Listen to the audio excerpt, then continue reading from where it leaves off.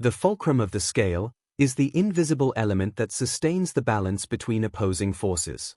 It does not appear on the pans, it carries no weight, it claims no space, yet without it, everything collapses.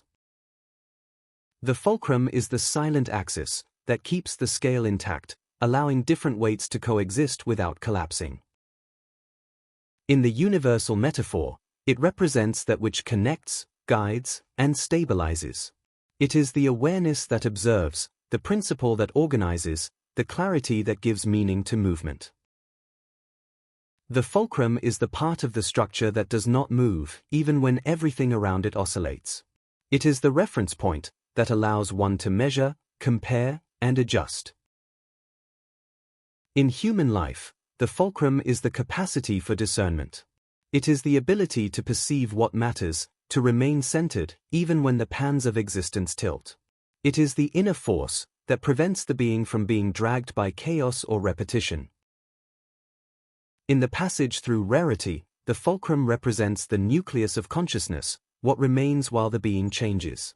It is the point that does not fragment during metamorphosis, the center that sustains the process of expansion. Without this axis, the passage would become dispersion. With it, it becomes direction. The rare can only form, because it finds within itself a fulcrum capable of bearing the weight of transformation. The fulcrum is also essential in the rare one's return to the collective. It prevents the being from dissolving again into multiplicity, preserving its newly acquired unity. It is the fulcrum that allows the rare to participate without losing itself, to influence without imposing, to balance without dominating. It is the guardian of integrity, the point that keeps consciousness aligned with its own truth. In the collective dimension, the fulcrum of the scale is what sustains humanity's evolution. It may be an idea, a value, an ethical principle, a vision that traverses eras. Entire civilizations balance upon these invisible axes. When the fulcrum breaks, that is, when the principle guiding a society loses strength, the pans swing violently and equilibrium dissolves.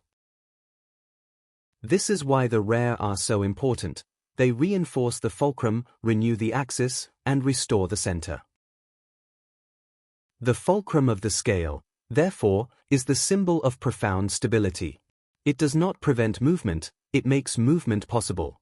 It does not eliminate tensions, it organizes them. It does not weigh, it sustains. The fulcrum of the scale is the point that connects multiplicity and unity, chaos and order, the being and the collective. Without the fulcrum, there is no balance, and without balance, there is no evolution.